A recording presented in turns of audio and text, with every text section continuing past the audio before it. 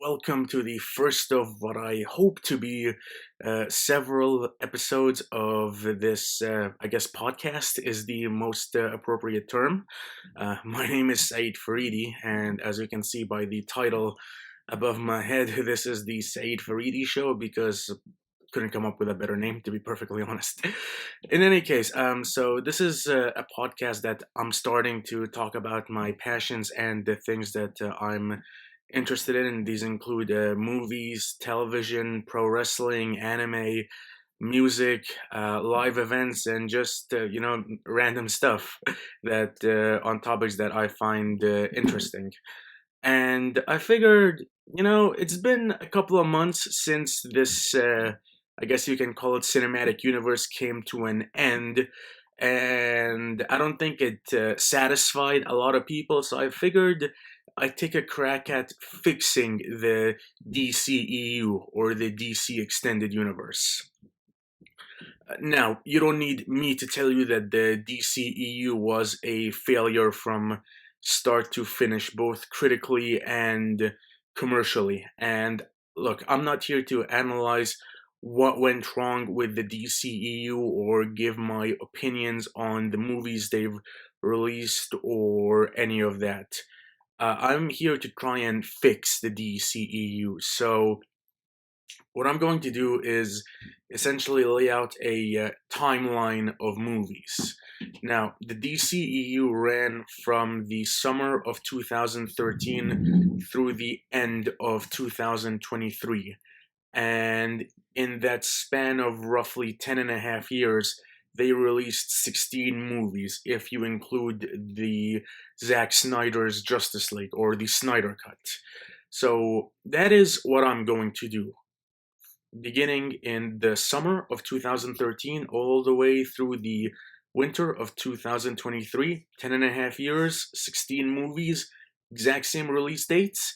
And what I'm hoping that this will accomplish is create a coherent storyline that fans will be invested in and hopefully lead to some awesome movies that fans of DC Comics will be proud of.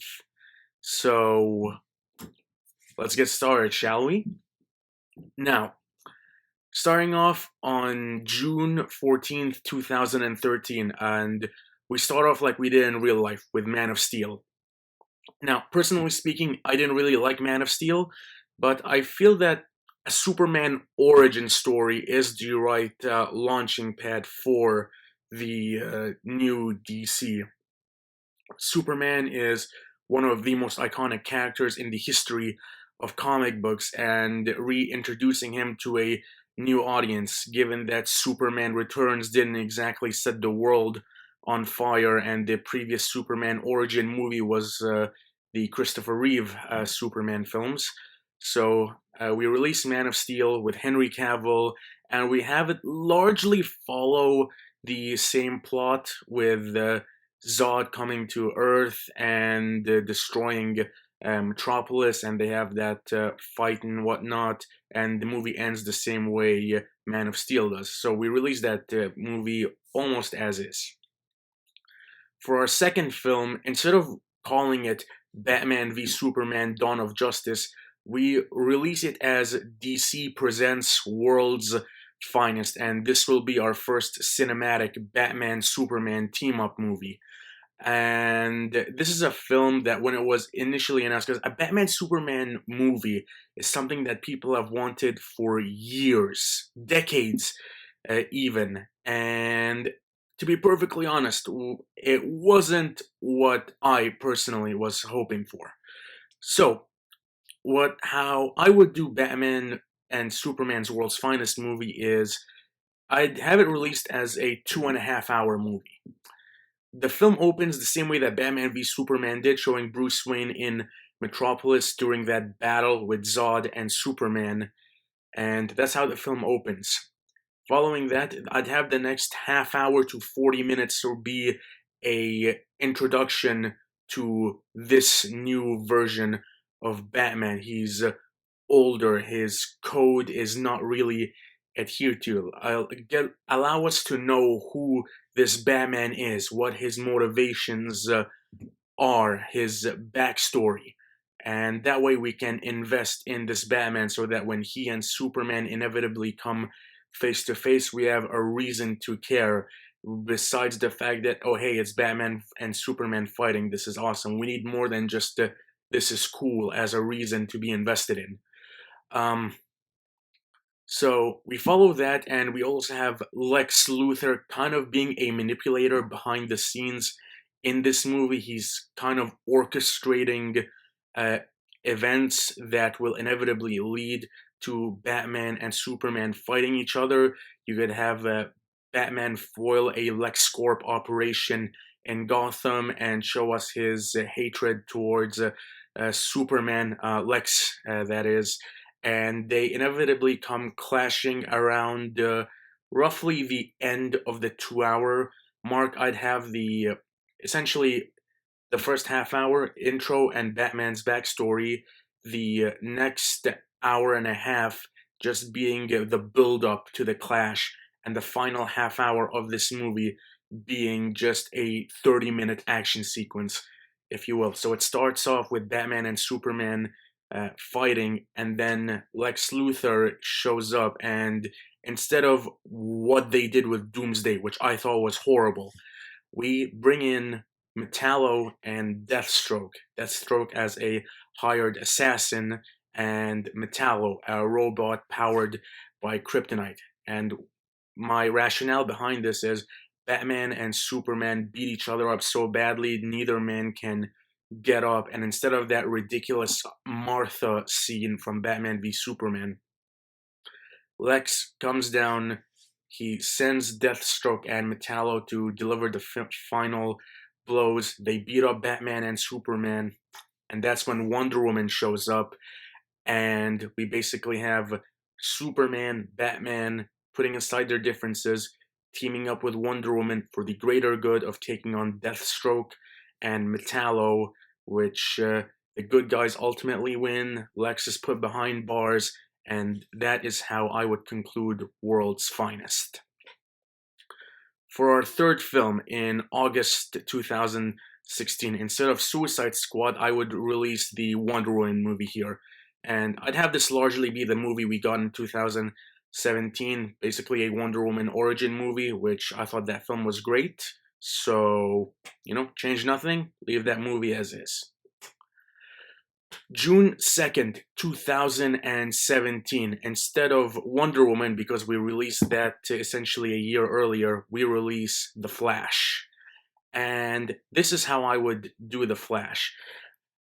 Given how popular this CW show with Grant Gustin was at the time, we don't really need this to be an origin movie. I would have The Flash essentially open with a 5-minute backstory sequence, like the same way the CW show opened with "My name is Barry Allen and I am the fastest man alive. I was struck by lightning and I have superpowers, essentially super speed, and now I'm the Flash." What I would have this movie do is basically be our intro to the Flash and Cyborg. And for the plot, I would have them essentially team up, and I would take the plot of the Brave and the Bold episode from Justice League the Animated Series, where it was the Flash and Green Lantern against Gorilla Grodd. I would basically take that plot from the Justice League Animated Series, replace Green Lantern with Cyborg, and essentially have that be the Flash movie. You can introduce Mother Boxes, and the Flash and Cyborg team up. They take on Gorilla Grodd in Gorilla City, and that is the plot of The Flash. And for a post-credit scene after Gorilla Grodd is defeated, I would have Reverse Flash come in, break Grodd out of prison, and say something along the lines of, "I'm putting together a little team," teasing the Injustice League or the Secret Society with Reverse Flash as its leader. Moving on into November of 2017, instead of the Justice League movie that we got, which was incredibly rushed and not what anyone was hoping for, I would have the Aquaman movie here. Now, I really enjoyed the first Aquaman movie, so I would release it as is, wouldn't change a thing. And yeah, we're basically off to the races. So, what we have so far is we have Man of Steel, World's Finest, Wonder Woman, The Flash, which introduces Cyborg, and Aquaman. 5 movies. We know who the 6 core characters are. Hopefully, they all have some depth and investment on part of the audience. And leading into December of 2018, Justice League, Brainiac's Invasion. And the way I would have this movie open, Brainiac comes to Earth, he declares to the world that he's Kryptonian and he's here to help. And a remaining Kryptonian, Superman, goes to Brainiac and they start talking, getting to know about Batman, has his doubts, and creating a small rift between Batman and Superman. And essentially, they ultimately discover that Batman discovers, that is, Brainiac is planning to terraform and destroy the Earth, and he brings together essentially puts together the Justice League. He brings in the Flash, Cyborg, and Aquaman, and Wonder Woman, and eventually Superman realizes what Brainiac is planning to do, destroying his new adopted home. So we have the Justice League taking on Brainiac as our first Justice League film. And they ultimately defeat Brainiac with the help of the Green Lantern Corps. I would have this be the introduction towards the Green Lanterns, whether it be Hal Jordan or John Stewart, or maybe both. And yeah, just basically have this be the Justice League movie that we were all hoping for. Also, I really hope I got that right. I know I think it was John Stewart, the Green Lantern from the Justice League animated show. In any case, this would be part 1 of a 2-part Justice League movie, and part 2 on April 5th, 2019. And I want you to picture this for a second. April 2019. Justice League Part 2 and Avengers Endgame in the same month. Just think about that for a moment. Wouldn't that be epic? And what I would release here, Justice League Doomsday.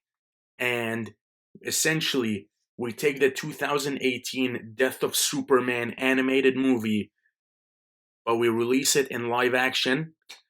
We have essentially Doomsday arrive from space, and he wipes out the entire Justice League, and everyone is defeated and can't get up anymore. And the final showdown is Superman and Doomsday fighting each other, a real clash of the titans. They fight, and the film ultimately ends with both of them killing each other. And then we have Superman's funeral to end this movie, Justice League Doomsday. And these last 7 movies would conclude the first saga of the DCEU, which I would have titled Justice League Heroes. The saga ends, it began with Superman and it ends with his death. And let's look at what we accomplished.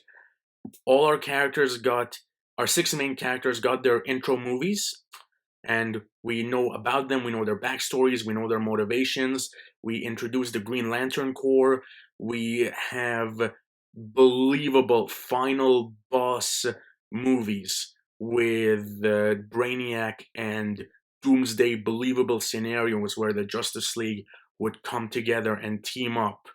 And this just sounds awesome. I mean, I would love to see it. Then we flash forward into the second phase, or the second saga, which I would title Justice League Apocalypse. And we begin in February of 2020. Instead of Birds of Prey, we release Suicide Squad.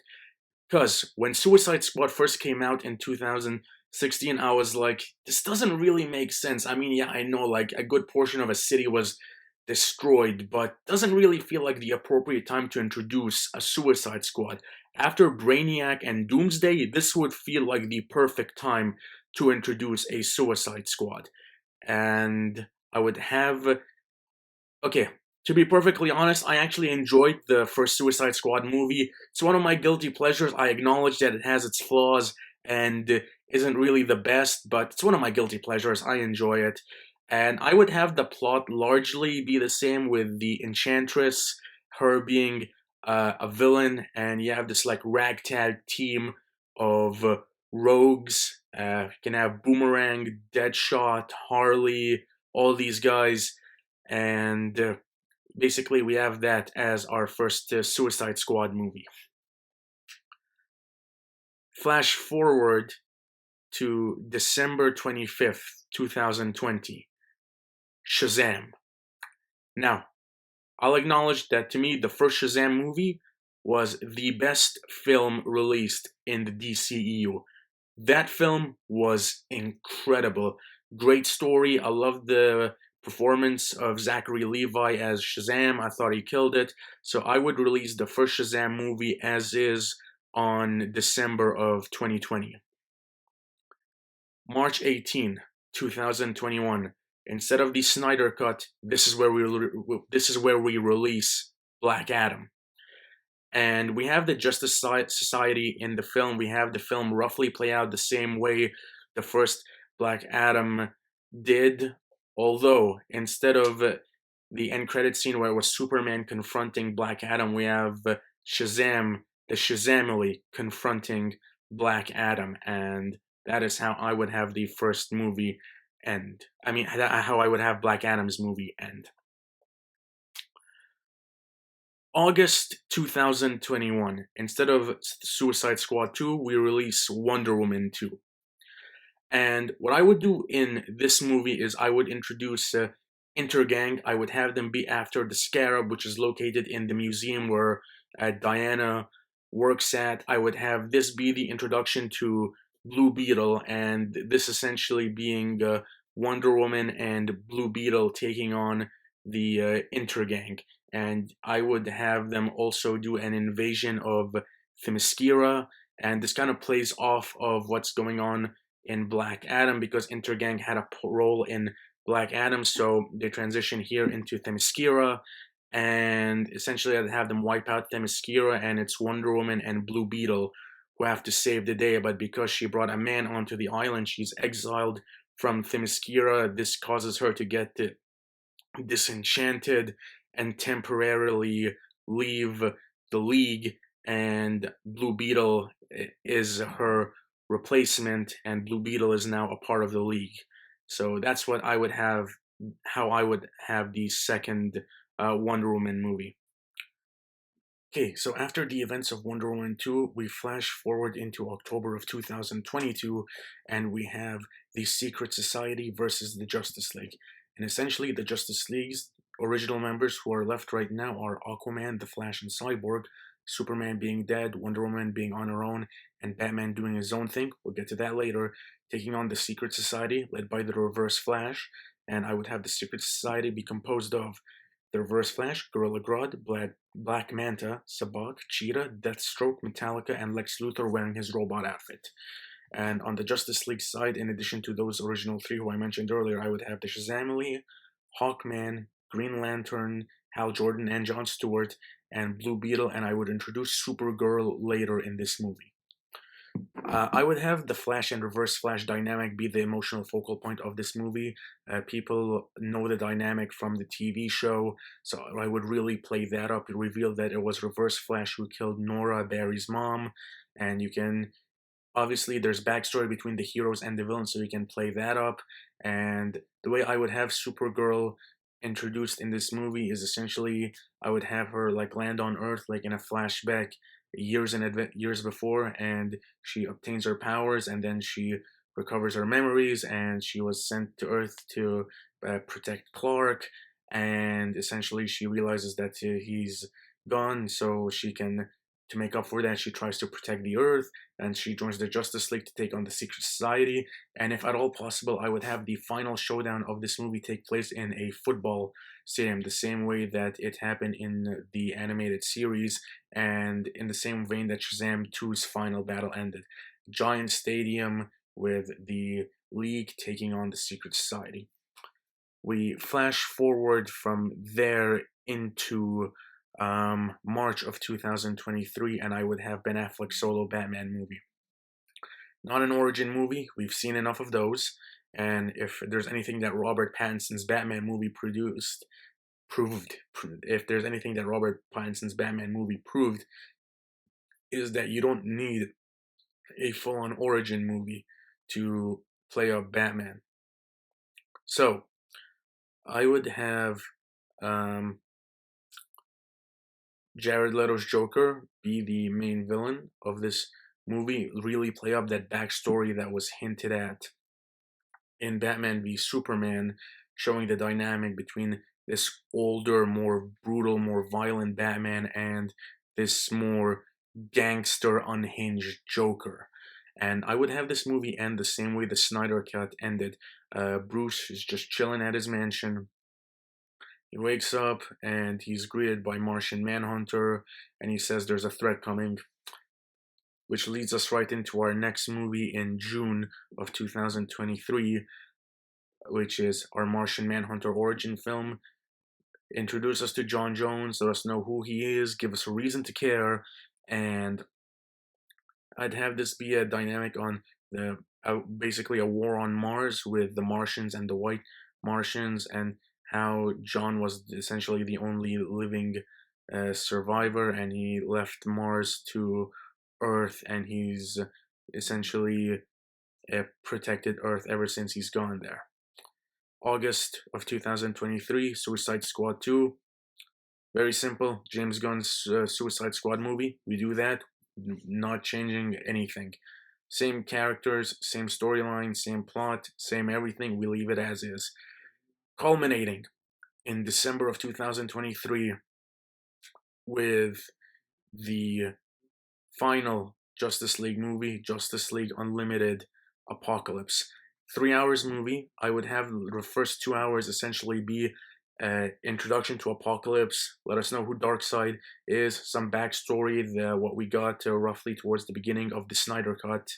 Have Darkseid launch his invasion of Earth. He sends us parademons, and he sends freaking the Sod and Steppenwolf and all these guys to lay waste to Earth. A couple of heroes die. You can really sell the fact that this is a threat and a force to be reckoned with. And Superman eventually comes back to life. They do what they did in Justice League or the Snyder Cut. They bring Superman back. He's in his black suit, and the final battle takes place on Apocalypse, and it's the living members of the Justice League after the majority of the Earth's population has been wiped out, and the Earth is essentially hell on Earth. You have the final battle on Apocalypse, and you have the Justice League taking on Darkseid and essentially the entire planet of Apocalypse. This could legitimately be a showdown for the ages between some of the most iconic characters in the history of comics.